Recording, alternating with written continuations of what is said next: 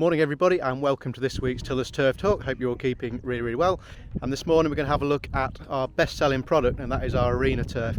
Now this is a fantastic turf for sort of domestic situations in particular, but also it's great for golf courses and pretty much good for anywhere. So what we're going to do, take a little bit of a look at some harvest, then we're going to head out, have a look at the product closer up, talk a bit more about its advantages, how we choose the seed, how we choose the blend and the advantages of it. So yeah, sit back, enjoy the video and let's crack on.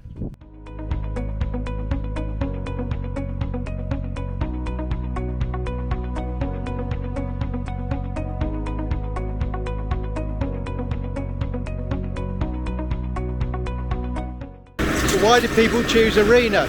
Well, lots of reasons really, but most of all functionality, durability, fast recovering from wear and tear. So in a domestic situation you may have kids playing football, dogs running around, all these things, and this is why you typically see on football pitches now that they're predominantly a ryegrass pitch.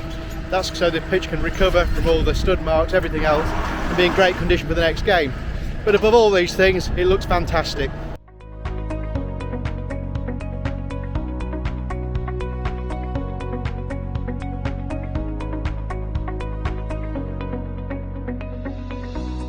But of course, arena isn't just good for those domestic situations, it's also very good on sports grounds, sports facilities, in particular golf courses. So it can be used in those high traffic areas around collars, surrounds, fairways, even tee boxes. It can be worked down to a lovely surface, and it's become more and more popular now for pathways, and particularly on links courses. They're starting to use a hard-wearing pathway now rather than sort of bringing in artificial, well, not artificial, but other products like, you know, cockle shells and stone and all the gravel, all these things they used to use that need constant topping up, constant care and attention.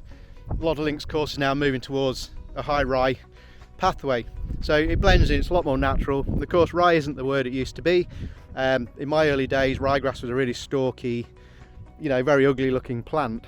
Now, after lots of mowing and lots of nurturing, it can really fine down and in many cases look very, very similar to even a fescue. So it's blending in with that links environment perfectly and giving that fine leaved appearance that the course manager really, really wants. Fabulous.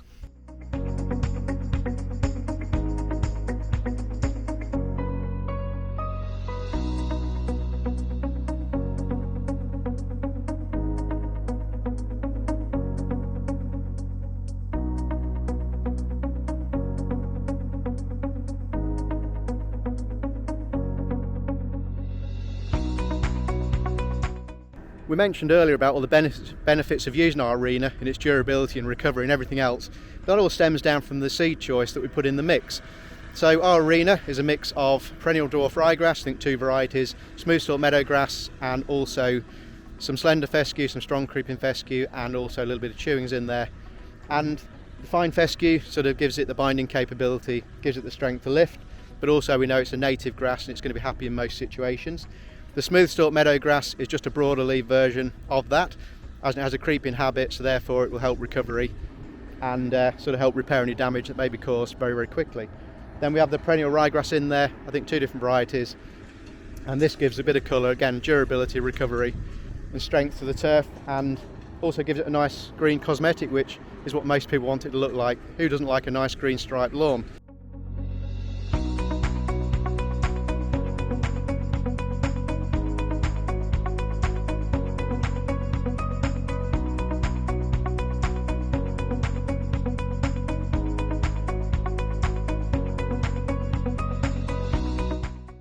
Harvest is going very well, and before we talk about seed selection, I'm just going to talk a little bit about how to identify each variety within the turf.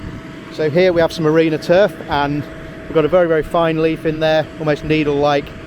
That's the fescue. And then we have sort of a dark green broader leaf there, smooth stalk meadowgrass, and we can identify that has like a boat-shaped tip, so a very sort of rounded tip like that. And also it has sort of 2 sort of tram lines looking up the middle if you look really, really close.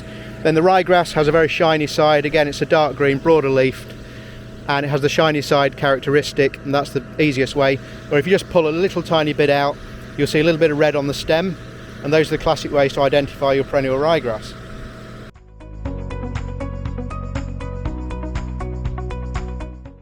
When it comes to selection of grass seed, as you can imagine, we get through an awful lot of seed at Tillers. Now, we don't just go and buy seed off the shelf. The whole process begins that following the seed harvest.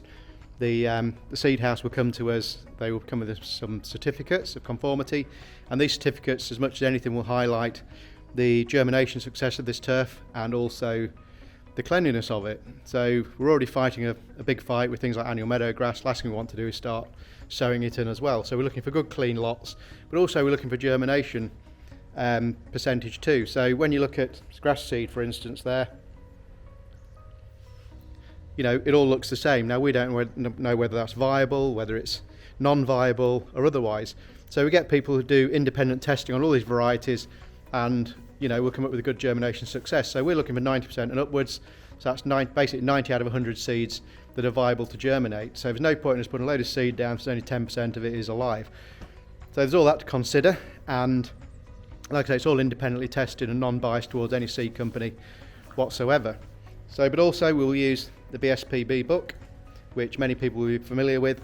So when we get a good clean lot with good germination, we're then looking in the book here and referencing the product and seeing how it does in all the trials. So we're looking for things like disease resistance, you know, summer colour, winter colour, fineness of leaf, and overall you'll get what we call a mean score. So that is an overall score for the product, and that is where it lists on the table. So we're always looking for cultivars that are well up there, but more importantly, we're looking for things that are clean and we know are germinating really, really well. The arena we've been harvesting this morning is a germinal product, and it's a blend they've done for us. And this one contains a ryegrass called Cabrio. And if we look in the BSPB list here, I'm not sure whether you can see it or not, but Cabrio there ranks as number 3 in the perennial ryegrass, and that's in trials where it's mown from 10 to 15 millimetres. So not only does this make a fantastic turf for, you know, a domestic lawn, but also we're getting down to the heights of cut required for golf clubs, you know, typically sort of 10 to 12 mil on tee boxes, 12 to 15 mil on fairways. So we know that the Cabrio is very, very good for those situations, and it's a very fine rye. It will fine right down and will be very, very similar to you know, to a fescue in characteristic, but it will also maintain all those characteristics earlier, like we said, good recovery, good colour and durability. So yeah, there we go, that's how we choose our seed. So I hope you enjoyed this week's video. Please help us to continue to grow the channel. Please consider subscribing if you haven't already. It's much appreciated. You know, we're very, very close now to that 1,000, which is my holy grail for this year, and if I could get there I'd be absolutely overwhelmed. I'm more than appreciative to all you viewers and everybody that watches. So yeah, thanks again. We'll see you next week. In the meantime, have a great weekend, take care, and cheers for now.